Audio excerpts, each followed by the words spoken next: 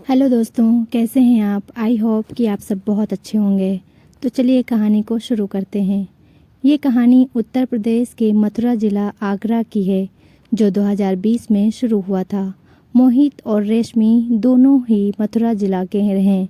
मोहित आगरा की art college में second year में पढ़ता था और रेशमी मथुरा की एक सरकारी स्कूल क्लास 9th में पढ़ती थी। मोहित पढ़ाई में बहुत ही अच्छे थे और 2020 लगभग सभी बच्चे के पास एंड्रॉयड फ़ोन था। एक दिन मोहित कॉलेज में फेसबुक चला रहा था और तभी मोहित ने देखा कि रेशमी नाम कर एक लड़की फ्रेंड रिक्वेस्ट भेजा। मोहित ने उसकी प्रोफाइल देखा और वह लड़की फ्रेंड रिक्वेस्ट को एक्सेप्ट कर लिया और हेलो लिखकर भेजा। रेशमी ने जब देखा कि मोहित का मैसेज आया, वह भी रिप्लाई की।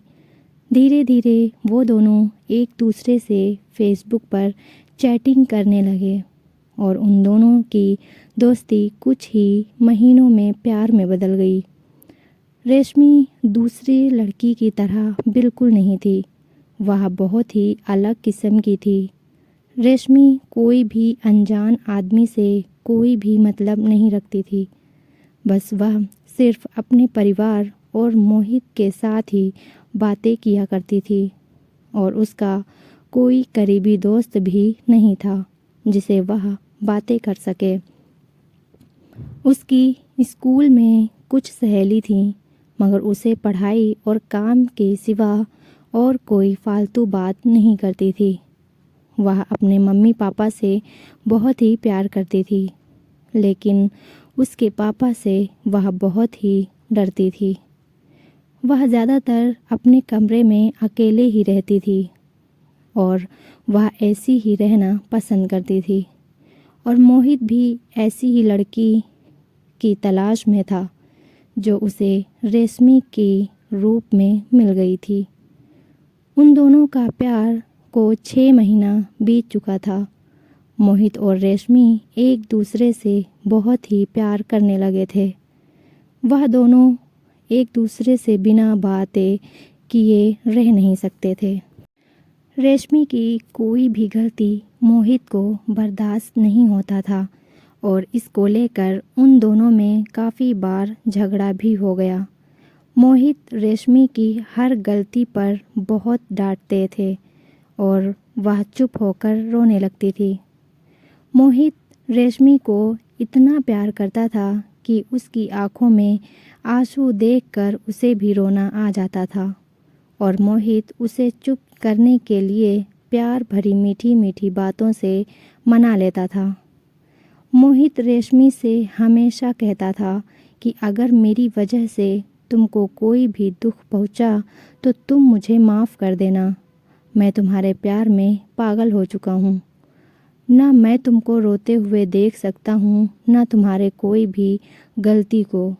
और अगर तुमको लगता है कि मुझसे तुम दूर जाकर खुश रहोगे तो हंसते हंसते चले जाना, क्योंकि तुम्हारी खुशी के अलावा मुझे और कुछ दिखाई नहीं देता और मैं तुम्हारी खुशी के लिए कुछ भी करने के लिए तैयार हूँ। मुझे तो बहुत दुख होगा, मगर मैं तुम्हारे लिए वह भी बर्दाश्त कर लूँगा। रेशमी कहती है, मोहित तुम क्या अनाप शनाप कहे जा रहे हो। मुझे सिर्फ तुम और तुम्हारा प्यार चाहिए और कुछ नहीं। मैं भी तुम्हारे बिना नहीं जी सकती। अगर तुम नहीं मिले मैं बिल्कुल पागल हो जाऊंगी।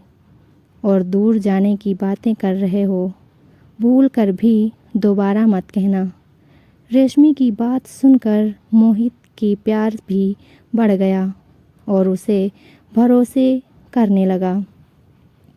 ऐसे ही उन दोनों का प्यार लगभग 1 साल होने को आया।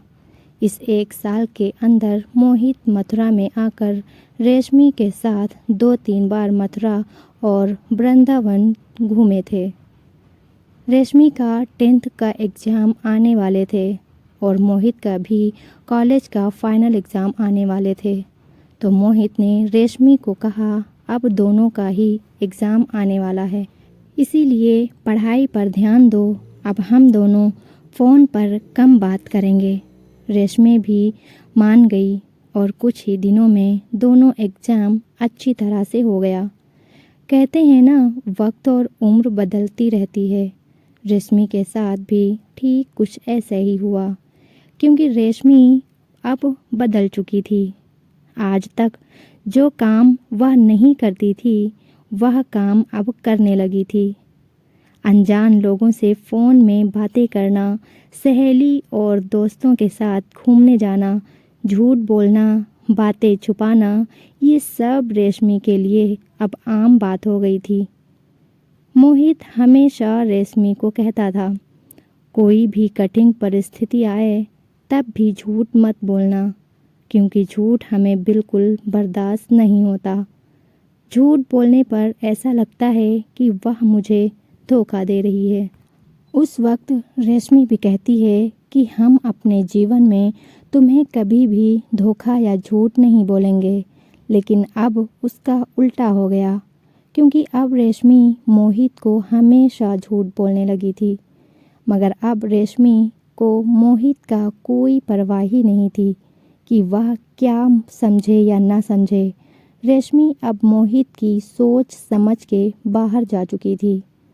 रेशमी हमेशा अनजान लड़के से बात करती थी, और जब मोहित देखता था कि रेशमी का फ़ोन व्यस्त है, तब मोहित के पूछने पर रेशमी कोई ना कोई बात बनाकर बात को छुपाती थी। कभी कहती थी कि मेरी मामा की लड़की, कभी कभी कहती थी मौसी ने फ़ोन किया, और इसी बातों को लेकर दोनों में बहुत झगड़ा होता था। लेकिन फिर मोहित रेशमी को माफ़ कर देता था, क्योंकि मोहित को रेशमी से इस कदर प्यार था कि उसे कभी खोना नहीं चाहता था। वह पूरी ज़िंदगी रेशमी के साथ बिताना चाहता था। मोहित को अब डर लगने लगा कि कोई मुझसे रेशमी को छीन न ले।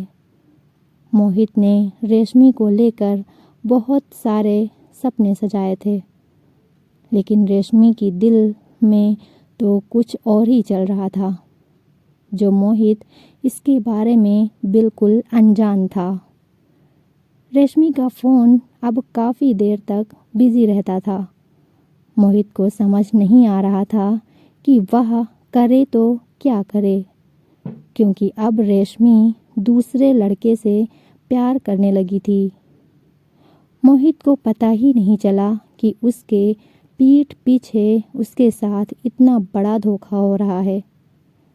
धीरे धीरे मोहित के पास रेशमी का फ़ोन आना कम हो गया। मोहित ने जब पूछा, तब रेशमी ने कहा, घर वालों को सब पता चल गया, इसीलिए माँ ने मेरा फ़ोन अपने पास रख लिया। इसीलिए जब मौका मिलता है तभी मैं तुम्हें फ़ोन कर पाती हूँ। मोहित को समझाने आ रहा था कि कुछ तो हुआ है जो रेशमी मुझसे छुपा रही है, लेकिन तब भी मोहित ने रेशमी की बात पर विश्वास कर लिया था। इसी तरह 2 महीने और बीत गया, और अचानक रेशमी का फ़ोन आना बंद हो गया। मोहित ने 2 दिन इंतज़ार किया, लेकिन फिर भी रेशमी का ना कोई फ़ोन आया, न कोई मैसेज आया। मोहित बहुत ही परेशान था और उसे बहुत बेचैनी हो रही थी। तब उस दिन शाम को मोहित ने रेशमी के मोबाइल पर फ़ोन किया, और वह फ़ोन रेशमी के पापा ने उठाया था। रेशमी ने पहले से ही उसके पापा को सब कुछ बोल रखा था कि जब मोहित का फ़ोन आए तब हमने जो आपसे बात कही उसे कहना। मोहित ने कहा, अंकल रेशमी घर पर है? रेशमी के पापा ने कहा, तुम कौन हो? मोहित ने कहा, मैं मोहित, रेशमी का बॉयफ्रेंड, और मैं रेशमी से बहुत प्यार करता हूँ। प्लीज़ अंकल, कृपया करके रेशमी से मेरी बात करा दीजिए। रेशमी के पापा ने कहा, रेशमी अब घर में नहीं है, वो और उसकी माँ घूमने गई हैं, और तुम रेशमी से कुछ भी संपर्क नहीं करोगे, क्योंकि हमें तुम्हारी और रेशमी का रिश्ता मंजूर नहीं है और रेशमी भी तुमसे बात करना नहीं चाहती है और दोबारा गलती से भी यहाँ फ़ोन मत करना। यह कहकर रेशमी के पिताजी ने फ़ोन काट दिया। तो दोस्तों, हमारी कहानी यहाँ पे भी ख़त्म नहीं होती है। ये दूसरा पार्ट के लिए आप वेट करिए। कल फिर मिलेंगे पार्ट 2 के साथ। तब तक के लिए अपना ख्याल रखिए और दुआओं में मुझे याद रखिए और इसका पार्ट 2 सुनना मत भूलिएगा क्योंकि बहुत ही इंटरेस्टिंग होने वाला है। बाय।